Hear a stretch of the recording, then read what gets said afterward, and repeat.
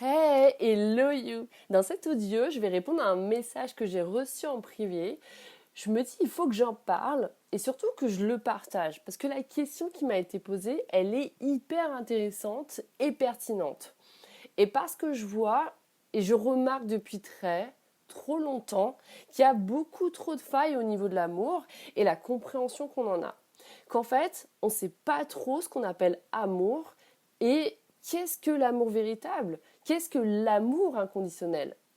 Et on pourrait faire des paragraphes entiers sur ce sujet-là. Non, en fait, on pourrait faire des tonnes d'encyclopédies sur ça. Et j'avais envie de faire un rappel dans cet audio parce que justement, ça m'appelle. Mon cœur me dit et me pousse à le faire parce que je sais que ça va t'apporter beaucoup. Comme je te l'ai déjà dit, on pourrait parler pendant des heures de l'amour, mais en une phrase, je te dirais, mais tu me connais, je vais pas parler en une simple phrase, mais laisse-moi faire genre. L'amour, c'est pas je t'aime mais. L'amour, c'est je t'aime. Période. Point. Ce n'est pas je t'aime mais tu m'as déçu, je t'aime mais tu m'as trompé, je t'aime mais t'aurais dû faire ça, je t'aime mais t'es pas assez, t'es trop ceci. Non, non, il n'y a pas de je t'aime mais.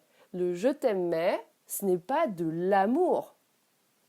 Dans ce contexte, c'est plutôt je t'apprécie, je te kiffe, je t'adore. C'est ce que tu veux. Emploie le mot qui te fit le mieux, qui te convient le mieux. Donc, pour répondre à la question, déjà, on va revenir à la base du mot. Dans le mot amour, il y a âme, il y a our. Et dans les langues anciennes, ça signifie lumière. Et quand tu réunis les deux, c'est la lumière de l'âme. C'est la mise en lumière de l'âme. Et de plus, en anglais, l'adjectif possessif our, donc our, si tu le traduis en français, ça signifie notre. Donc dans l'amour, il y a la notion de notre âme et la notion d'union, notre union.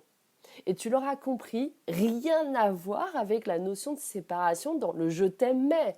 Tu vois bien que c'est out, c'est hors sujet.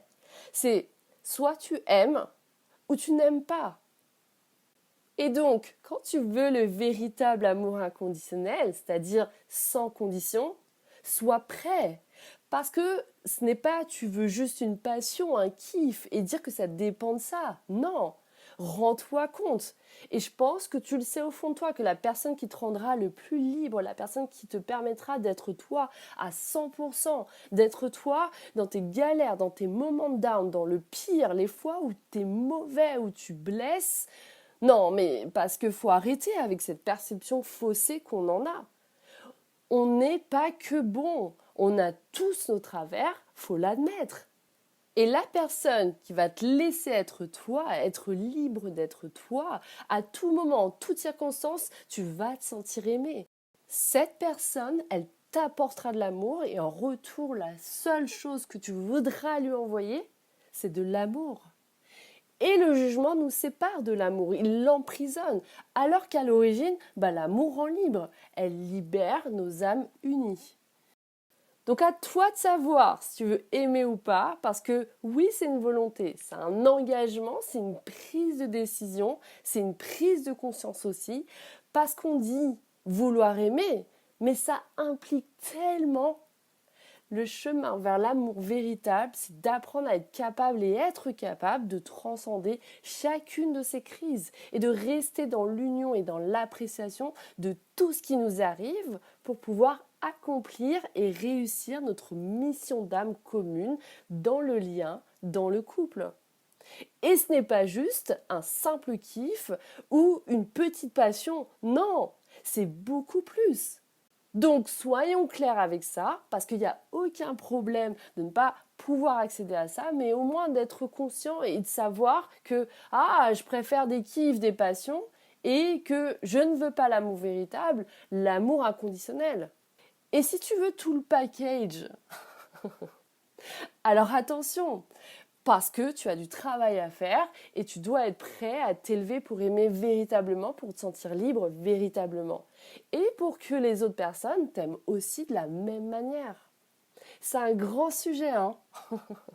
Je pourrais en parler des milliers, des milliards d'heures, toute une vie en fait. Parce que c'est vraiment le premier sujet qui m'a permis de me développer depuis que je suis toute petite. Et c'est vraiment tout ce qui est lié à l'amour et autour en fait. Comme ses conceptions, ses mécanismes, son langage universel, les différences dans les couples traditionnels et les couples sacrés, dans les relations familiales, les liens karmiques, bref, on peut en parler des tonnes. Retiens juste que l'amour c'est je t'aime. Avec cette phrase de 2 mots, 7 lettres, 3 syllabes et plus une apostrophe. Et quand tu comprends ça, quand tu comprends que c'est juste ça, alors t'as déjà tout compris. Looks like God on my side this time.